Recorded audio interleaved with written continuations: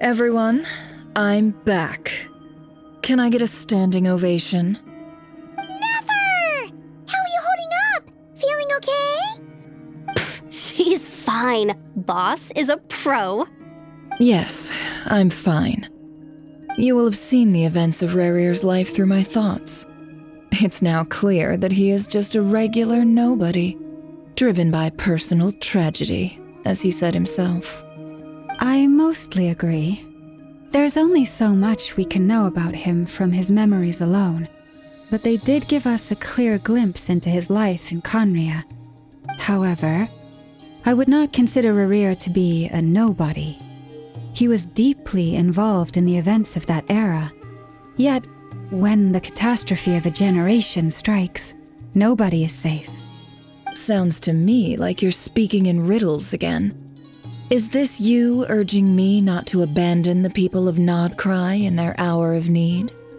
That's not what I meant. Although I do hope you choose to remain a part of the plan. Without you, the mission ahead will be all but impossible. Then try to remember that I respond better to the carrot than the stick. And I don't appreciate being bossed around. Now, as for you, Missy, you were excellent. You stuck to the rules of the ceremony and kept your mouth shut the entire time. Bravo. Cool. So, can you fill me in on the deets now? Most of what I saw went right over my head. Patience. You'll hear the whole story, don't you worry. But let's meet up with the others first. It will save me narrating it twice. Yehoda? Yes, boss. Let me get that door for ya. That's more like it. For a moment there, I was worried you'd forgotten about the first clause of your employment contract. Forgive my curiosity, but what does the first clause say? It says I gotta do the annoying stuff that boss is too lazy to do for herself. Like opening the door, pouring the tea, yada yada. Is that right? If something is in the contract, it's because she willingly agreed to it. Rest assured that the curatorium abides by the very strictest of labor policies. You don't seriously think I'm cruel enough to treat her like my slave? In any case, I've hardly shied away from my share of the work today. Hope I don't catch Flintz and Varka lounging about in their chairs, enjoying a leisurely cup of tea. There's nothing I dislike more than other people enjoying themselves while I'm hard at work.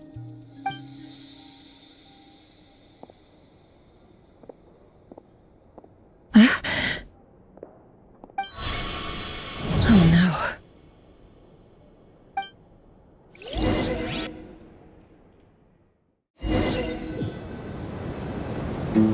no. Sorry to disturb you, but we seem to have run into some trouble. Evidently so. Don't worry, I'm not about to leave you to fend for yourselves. I'm not that kind of boss. And it would go against the curatorium's labor policy. I'm sorry? What did you hear me say? I wasn't talking about labor policy. Wait. How long have I been standing here? Not long. You just appeared by the door a moment ago.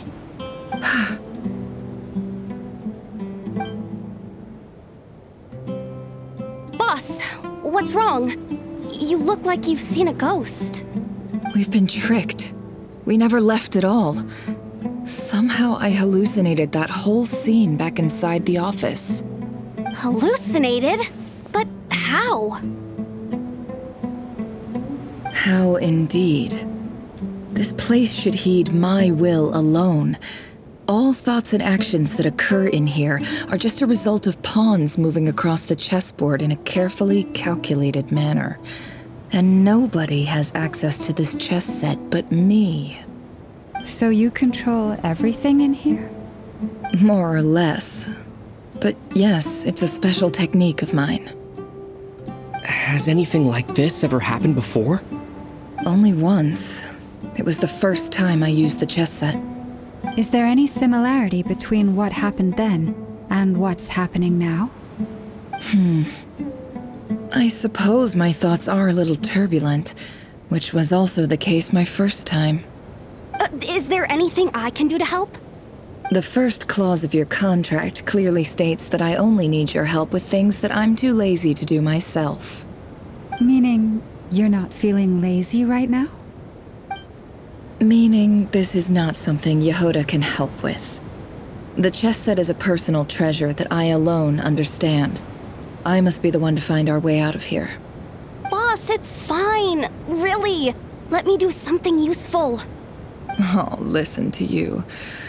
Whatever would I do without you, Yehoda? What? Really? Yes, really. Where would I ever find another employee as obedient and servile as you? God forbid anything ever happens to you. Oh, okay. Well, anyway, I was thinking of fetching some water. There's gotta be a source around here somewhere. I suggest everyone finds someplace comfortable to take a rest. We gotta conserve our energy. Even though all this chess malarkey doesn't exist in a physical sense, mentally speaking, it's all real. And so is our tiredness and fatigue. You don't want to dismiss mental fatigue. Just because it isn't physical doesn't mean it's any less serious. But anyway, I got your backs, so don't worry about a thing. Don't I have the best employees? Jealous much? If we can find a suitable time, I'd love to borrow Yehoda for a day to help out at the Frost Moon Scions. Would you be amenable to that, Boss NEFER? Oh, Lauma. Have I ever told you just how pretty you are? Beauty runs from the tips of your antlers to the depths of your imagination. Time to rally, everyone. Follow me. As we continue our journey, the same rules will apply. That means stay focused and no talking no matter what we encounter. And don't disturb the chess pieces. You have my word that I will get us all out of here. I wasn't expecting visitors at this hour. Wait, is that? Oh, it's him. There you are! Sinue's been looking for you all day. I think he has some news for you. Oh yeah? What were you doing just now, Uncle Retinue? Hiding away some more loose change? I know I saw some Mora. What do you mean loose change? Oh, come on, I'm too old for this. Just pretend you saw nothing. Hey, kid. Mind telling me what Sinuhe's been up to recently? I'm trying to get in his good books and I need a way in. Get in his good books? Why? What do you want with my dad, Uncle Apepi? I've written a new song. I was hoping to showcase it at the next festival, but I'll need his approval. A new song, huh? I'd love to stay and listen, but unfortunately, Uncle Retinue says my dad's looking for me. Well, there's plenty of time and I'm not going anywhere. See that pile of stones? I'll be sitting there warming up my vocal cords. Come find me when you're done. Pile of stones. Got it. Hi, Dad. Uncle Retinue said you were looking for me. Ah, there's my little princess. If you'd gotten back just a little sooner, you could have shared the spoils of war with me. Spoils of war? Who were you fighting against, Dad? It was just a figure of speech. The aftermath of a sandstorm is no time to be waging war. I was talking about our war against thirst. I went out to fix our water supply problem, and now I'm back. Which means... We have a well again! That's right. I found a new one and brought back as much water as I could carry. It should last us for a good while. If it wasn't for these blasted sandstorms, our wells wouldn't be caving in. You wouldn't be spending all your time out searching for new water sources.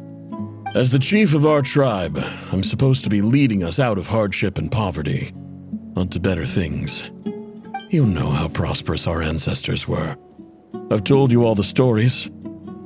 And look at us now, squeezed into these hovels. No one would choose this if it wasn't for the endless wars over the years. But things are looking up. I started working with some folks from the academia a few months back. They gave me some contacts in return for my assistance in the desert. So you're the academia's helper now? Special ambassador, they call it. Think of it as a partnership. It's nothing bad, okay? We've been isolated here in the desert for too long. Seeking opportunities elsewhere is the best thing for us, and the fastest way to progress. So, do you get anything good out of being a special ambassador? Of course. My luck's improving all the time. One day, I swear. That's our well, and you know it. You stole from us. Well, you've gone from chief to thief, and now you have to face the consequences. Did you really think you could take our water without permission and get away with it? You're either brave, stupid, or both. And that Special Ambassador Act? Yeah, nice try! We spoke to the academia. They said it was all news to them. You're a liar and a cheat!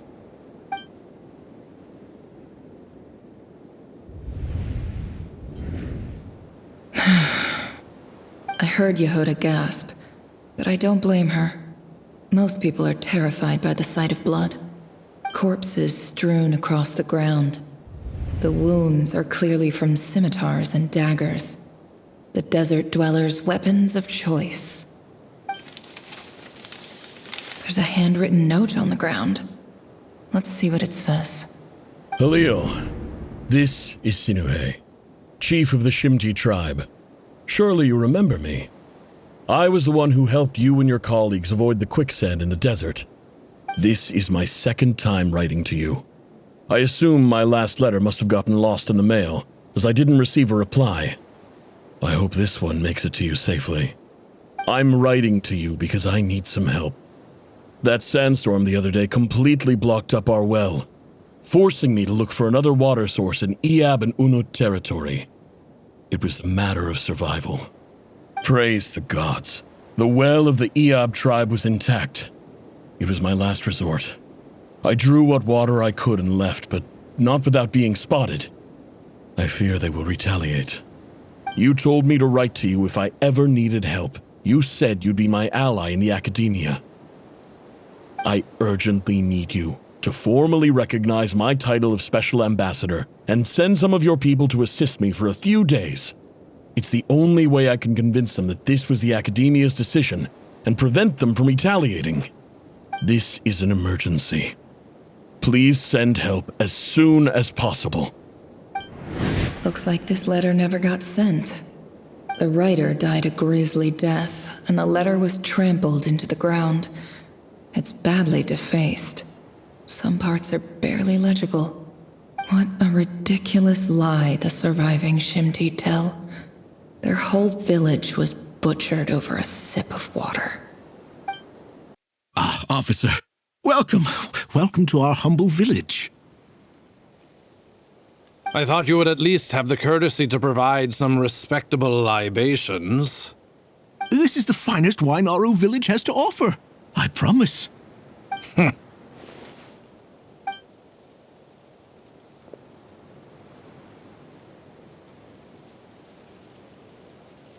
The academia has agreed to reserve a single space for a candidate from your village. But I remain skeptical of this entire endeavor. I highly doubt anyone in this desert possesses serious academic potential. Please, have faith. If not in us, then in our God.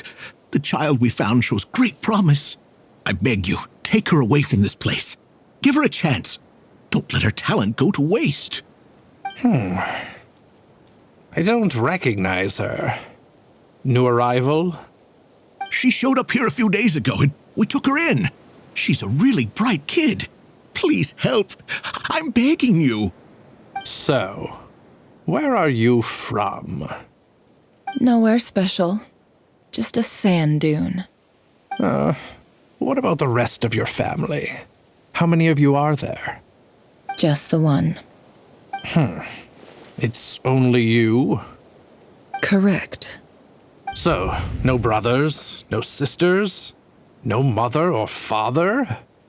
Any who have slept on a bed of sand, I call my brothers and my sisters.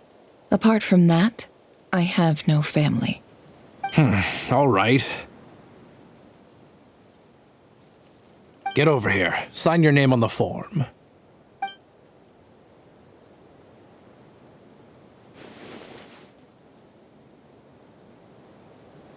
NEFER? You're rather fair-skinned for a desert dweller. NEFER, this term's assignments have been issued already. Please read through the materials thoroughly, conduct your own additional research, and then write an essay on the topic. Yes, Professor, I'm aware. I just had a couple more questions I wanted to get your perspective on. Oh? Please ask away. Well, I saw the other students' problem sheets, and I couldn't help but notice that my assignment is much easier than theirs. Do you really think I'm a weak student? A weak student? Goodness, no. Quite the opposite. You have a sharp mind, almost too sharp. I think what you're saying is, a weak student wouldn't have noticed the discrepancy. And if they did, they certainly wouldn't complain about the lighter workload. You see, sharp as they come. You see things the way they are, and I'm sure you know why they're like that. Because of where I come from. Because I'm different. I'm sorry, NEFER. I don't like it any more than you do. It's just... Anyway, you said you had a couple of questions. What's the other one? I wanted to check. If someone sent me a letter to the academia, where do I go to collect it? Ah, your family wrote to you. As long as they put your name on the envelope, someone should hand it right to you. Not exactly. It's not even a recent letter. I was just curious where the mail would end up if no one collects it. The House of Dana, I expect. I know there's a box for unclaimed mail somewhere in there, probably sitting on a shelf. Whatever you're looking for, that'd be the place to start. Okay, got it. Thank you, Professor. Oh, don't mention it. Honestly, I feel like I failed you. I'm supposed to be your teacher, but I haven't taught you anything. Hey, don't say that. You're a great teacher, and you do your best for all your students. But the rules are the rules. You're not allowed to teach students like me. It's not just the academia either. The whole world bends over backwards for the successful and leaves the losers to suffer and die. Oh, my dear child. Don't tell me you've given up on life already. I haven't. I just think that if you want to make it in this world, you have to find a way to become successful. This must be it. A big cardboard box full of unclaimed mail. And probably some letters that ended up here by mistake, too. Let's take a look.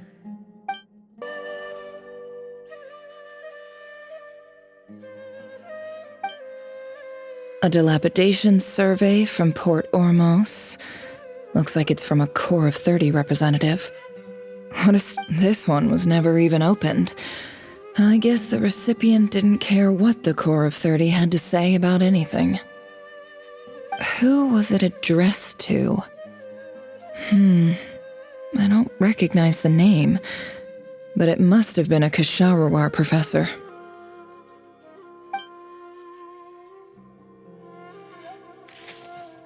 This one is addressed to the Immorta Sage. The title is Changes Observed in Satyavada Life Symptoms. Why do all these letters read like full-blown dissertations?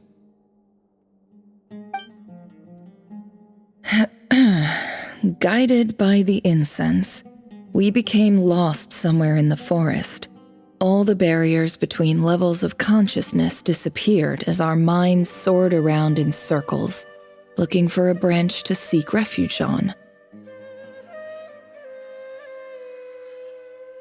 In clinical terms, these symptoms fit the description of incense poisoning. The Amurta Darshan strictly prohibits the use of hallucinogenic substances, but I believe there are still people getting away with it. For example, my neighbor who always breaks out into song and dance after using incense. This seems like something the academia would want to know about. Why wasn't it collected? Wait, what's this written on the back? It's so small. The note says, "The sender authored this letter while under the influence of mushrooms. I would send it back, but no return address was provided. Stamped by the Grand Conservator of the House of Dana."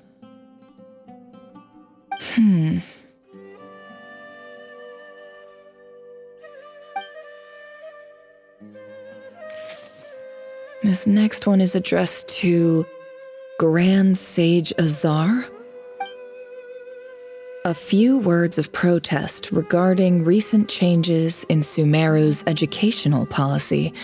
In recent years, the academia has taken on a small number of students from the desert region, as per the policy to this effect.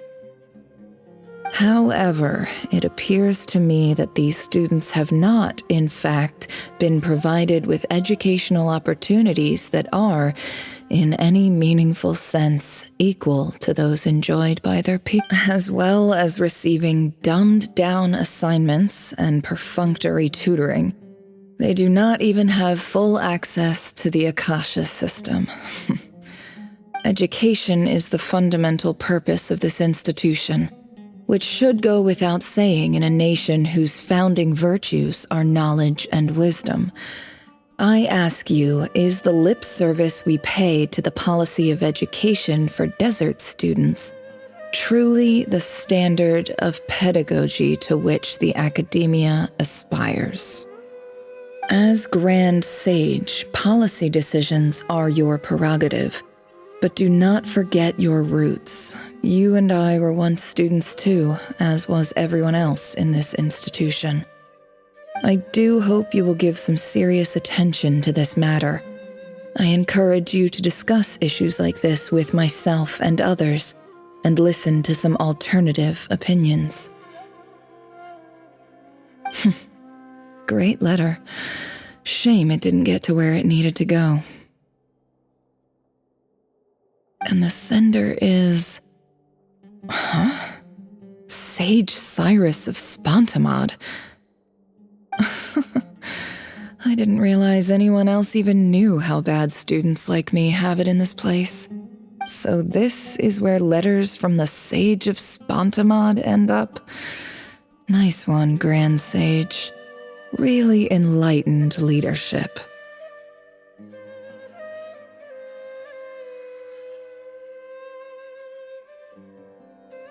Whatever. This isn't what I came here for. Moving on. I'm not exactly holding out hope that a letter sent from the desert would even make it here. But if it did, where else would it end up if not in this box? I can't believe how much discarded mail there is. Must have been years since someone last went through it all. And this is just one box. The whole House of Dana is boxes on shelves.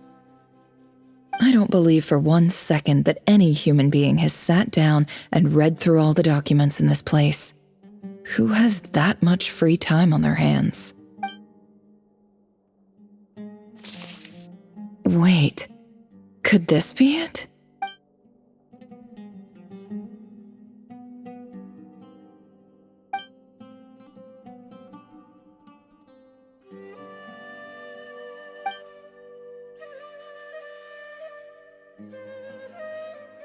Greetings, Halil.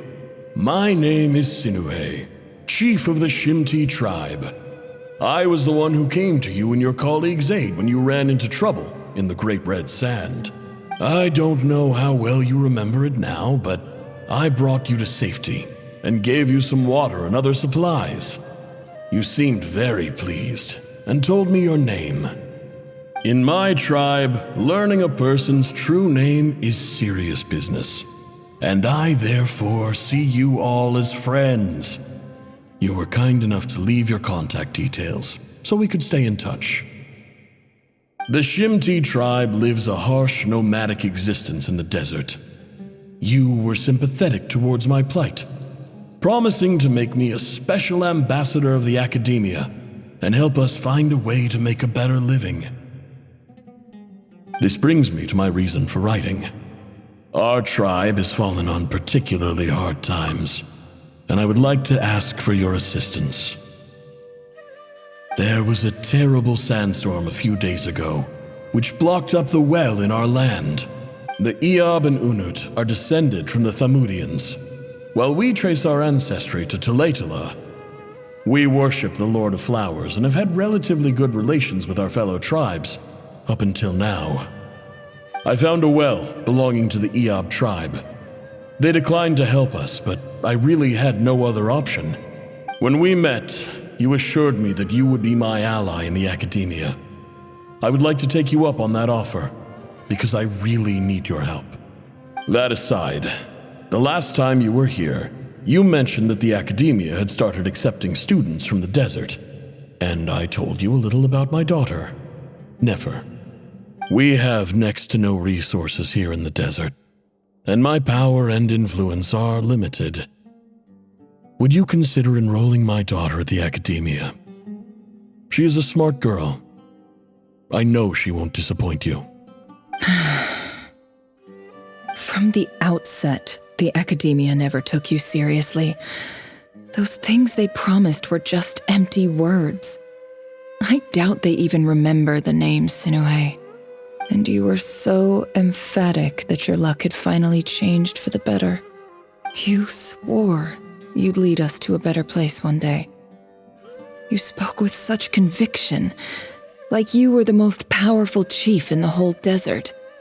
You liar. You lied about everything.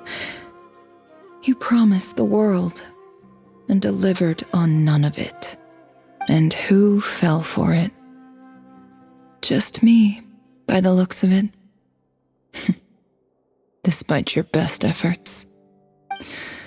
Which makes you a pathetic liar.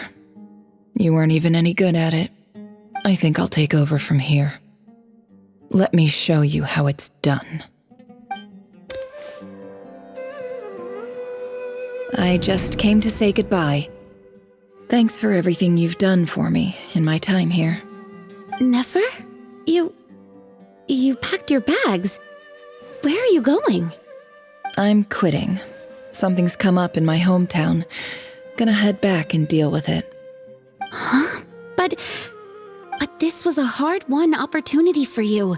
You know that better than I do. It was. But it doesn't matter. I have more important things to deal with and they can't wait. Oh, and I didn't want to overfill my bags, so I left some incense on your desk.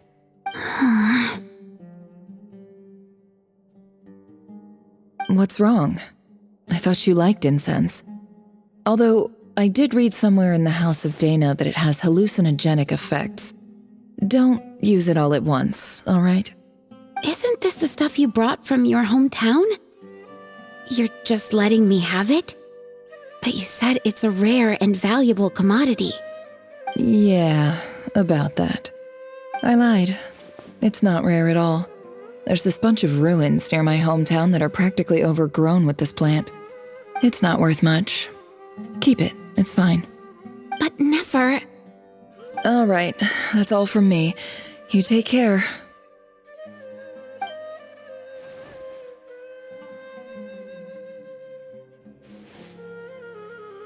Don't forget me, okay?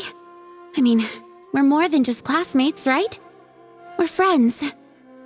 Yeah, I'll remember you. I lied again. That incense is worth a fortune, and it's a rare find even in those ruins. And as for remembering her, I have far too much to do when I get back. No time to reminisce. I'll be lucky if I even make it through this alive. But either way, I expect I'll forget you pretty quickly.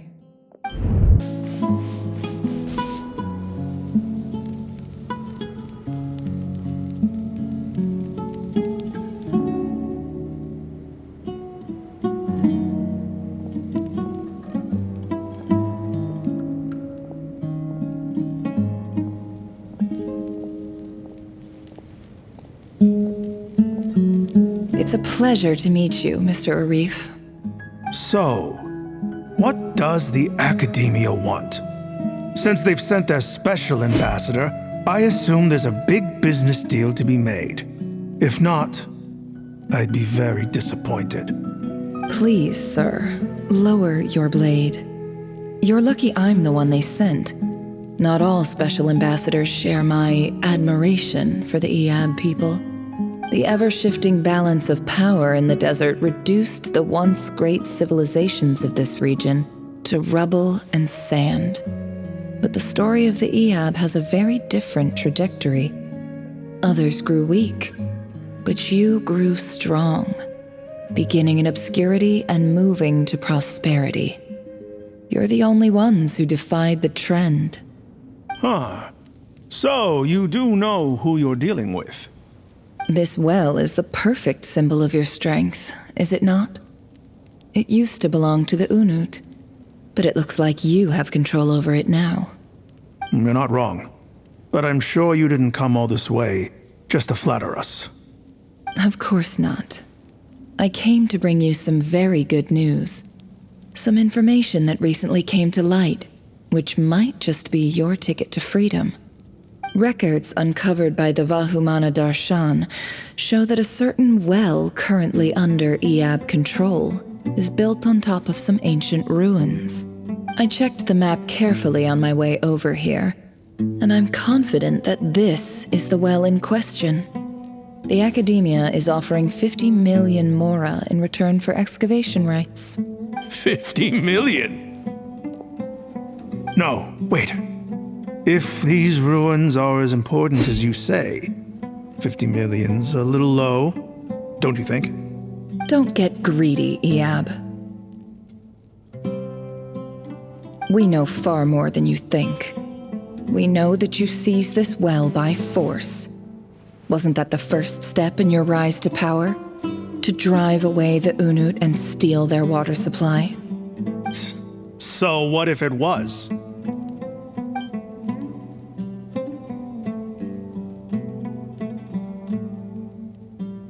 Don't worry.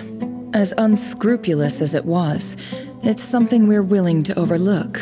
I hope I am making myself clear. And I hope your words are the truth. If I find out the Academia is trying to play me, I'll hunt down every one of your people and make you watch as I cut their heads off one by one.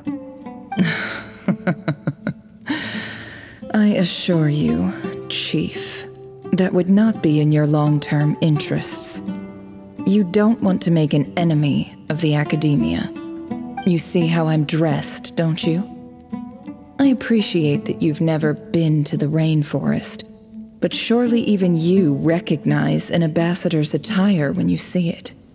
And what does a barbarian like you have to lose anyway? You really think the Sumeru Academia would bother to come all this way just to lie to you? We have more important things to worry about. All right, I take your point. The Academia is the highest authority in the land. I'm sure you're trustworthy people. In that case, we have a deal. We will sell you the excavation rights. I'd like to thank you, Ambassador. This is good news indeed. Excellent news. In fact, it calls for a celebration. Would you do us the honor of staying a while and enjoying some Eab hospitality? Gladly. I am partial to wine myself, and I trust you are as well. So let's indulge in a few drinks together, in celebration of this momentous occasion.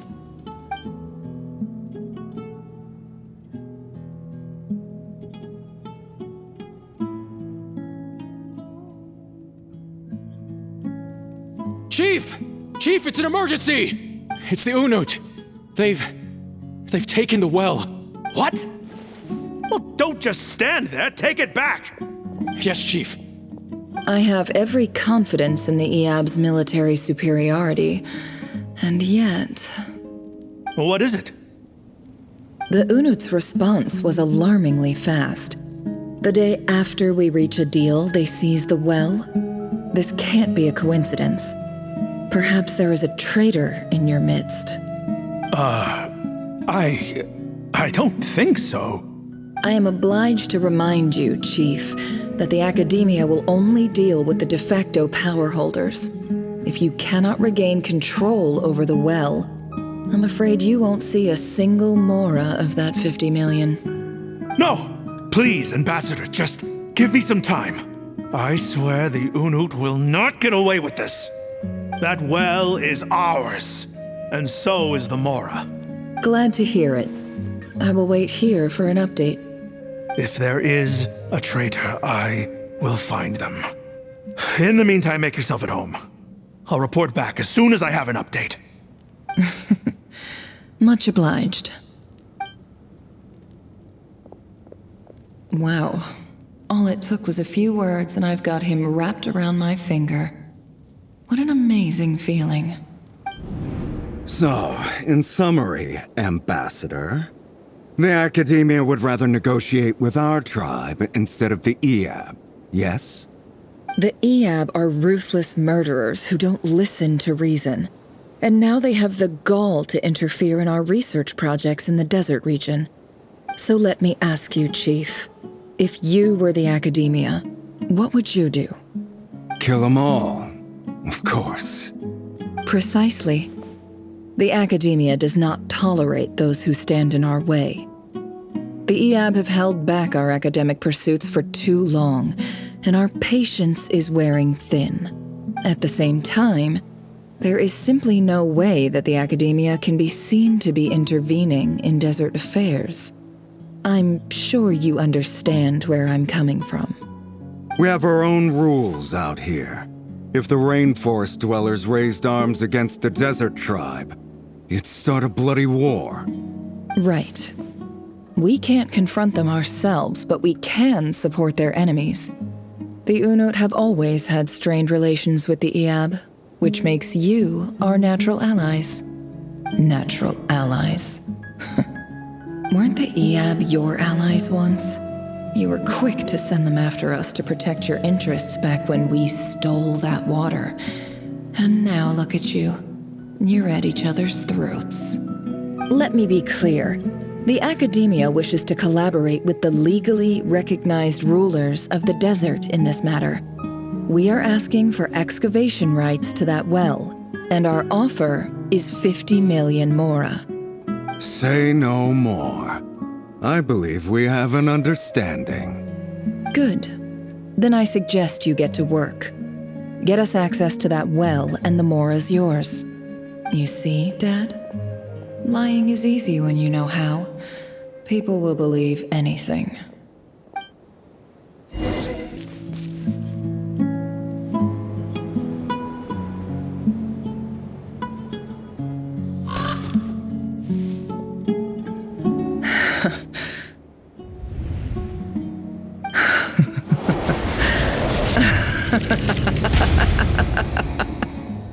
Look at yourselves. You may be vile, savage monsters, but your butchered bodies bleed like any others. You're no different. You're nothing special at all.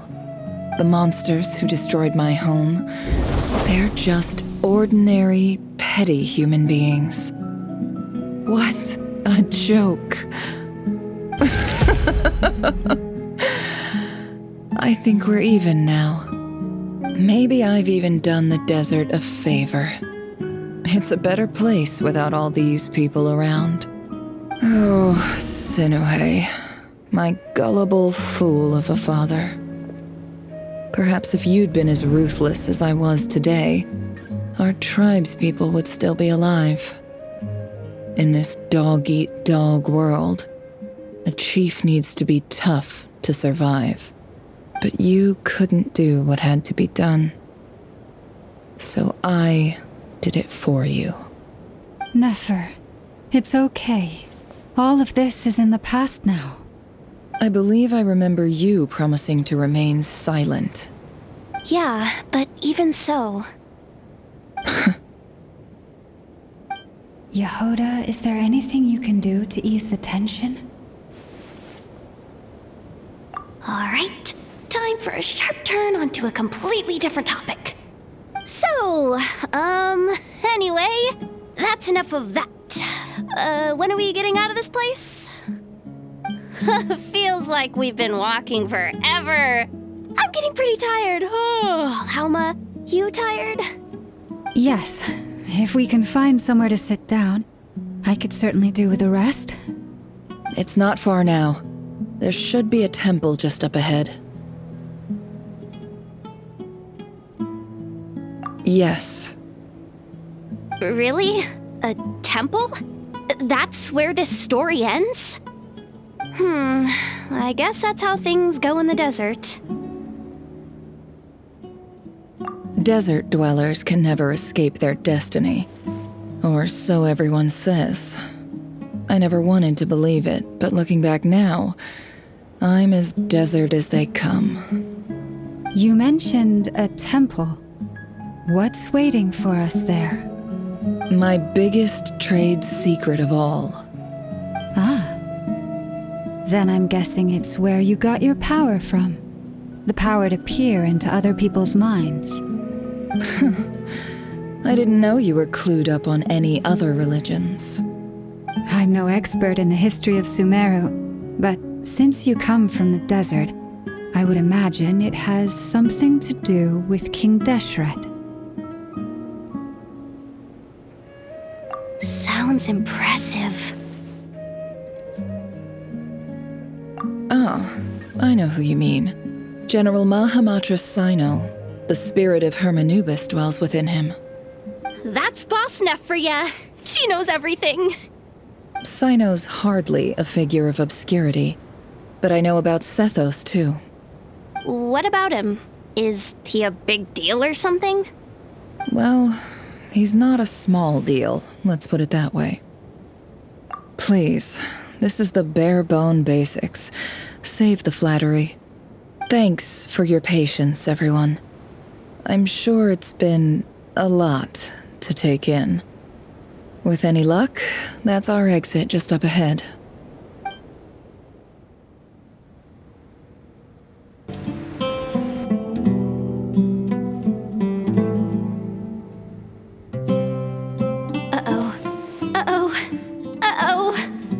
I'm totally out of my depth here. I don't have anything to add about any of this stuff. Like, look at that statue, for instance. I want to do the whole name-dropping, this girl knows her stuff thing too, but I've never seen anything like it before. A statue with the head of a bird. That's Thoth, the Ibis King, one of the 7 pillars of King Deshret. The legends say that he, the Crocodile King, and the Goat King were the 3 retainers of King Deshret. Let's take a look.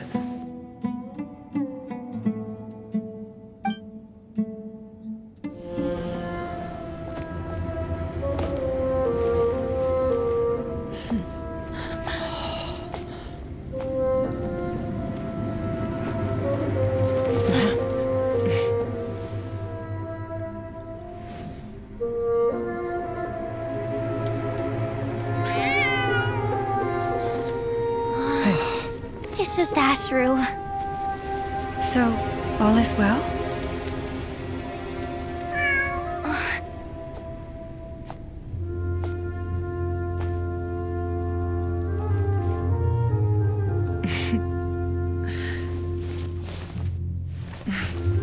Typically speaking, at this point, the world disintegrates. Then we find ourselves back in the outside world.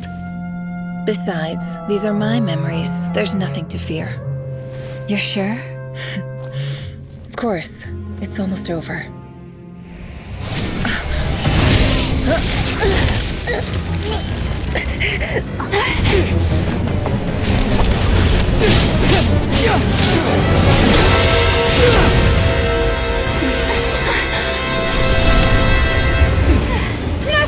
Hold on!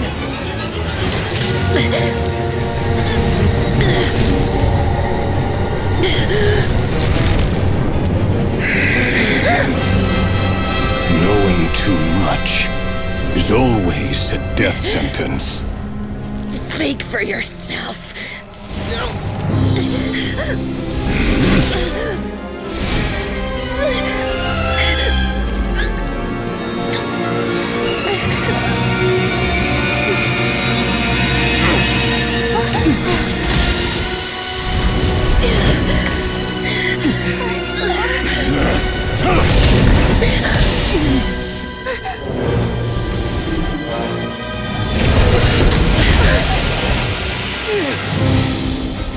How repulsive.